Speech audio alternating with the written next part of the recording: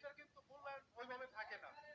সেই ক্ষেত্রে জনগণের যদি সত্যিকারের প্রতিনিধিত্ব থাকে তাহলে যেভাবে উন্নয়ন হবে, আর জনগণের প্রতিনিধিত্ব না থাকলে উন্নয়নটা ওইভাবে হবে না।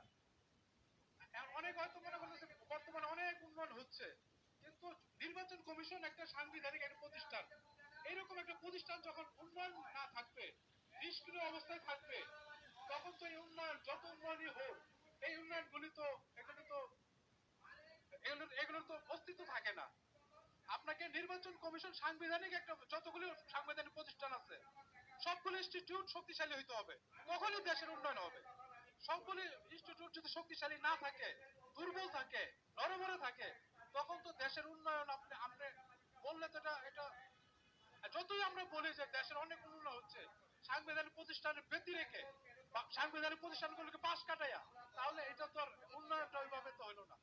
যাই হোক, এখন সরকার, বর্তমান সরকার অনেক উন্নয়ন করতেছে, এটা আমরা অস্বীকার করি না, উন্নয়ন করতেছে, কিন্তু সরকারকে আমরা বলবো আপনারা সাংবিধানিক প্রতিষ্ঠানগুলিকে উন্নয়ন করেন।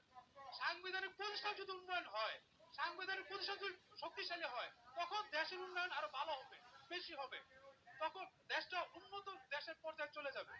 যতদিন পর্যন্ত সাংবিধানিক প্রতিষ্ঠানগুলি বর্তমান সরকার উন্নয়নের কাজে শক্তিশালী করার কাজে হাত না দিবে, ততদিন পর্যন্ত এই উন্নয়ন অর্থবহ উন্নয়ন হবে বলে আমি মনে করি না। বর্তমান সরকারও কিন্তু এক সময় এই নির্বাচনের ব্যাপারে অনেক আন্দোলন করছে। আমরা যখন সরকার বর্তমান আওয়ামী লীগ সরকার যখন বিরোধী দল ছিল, তখন তারা কিন্তু সুষ্ঠু নির্বাচনের ব্যাপারে অনেক আন্দোলন করছে, অনেক রাজপথে অনেক লড়াই করছে, সংগ্রাম করছে। আজকে ক্ষমতা থাকার পরে এই বিষয়টা তারা কেন যে সিরিয়াস ভাবে নেয় নাই, এই জিনিসটা আমাদের বোধগম্য হয় না।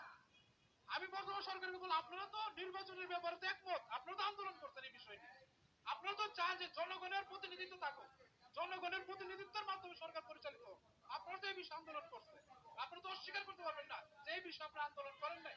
আজকে যে বিষয়ে আমরা একত্রিত হয়েছি, এই বিষয়ের সাথে আওয়ামী লীগ সরকার কিন্তু একমত। আওয়ামী লীগ সরকার এই বিষয়ে আন্দোলন করছে, মানববন্ধন করছে, মিছিল করছে, হরতাল করছে, এমন কোন আন্দোলন নাই যে আওয়ামী লীগ করে। কিন্তু আজকে যদি আমরা দেখি, কিন্তু ওই নির্বাচন কমিশন কিন্তু এরকম শক্তিশালী হচ্ছে না।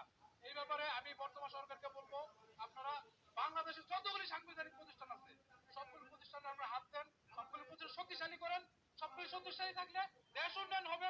পরবর্তী প্রজন্ম যারা আছে তারা বলবে যে না, এই সরকার ভালোবার সাংবিধানিক প্রতিষ্ঠানগুলো শক্তিশালী করছে, এই কারণে দেশ উন্নত হয়েছে, আমরা এই সরকারকে ধন্যবাদ জানাই। তাহলে গণপ্রজাতন্ত্রী বাংলাদেশ সরকার এই কথাটা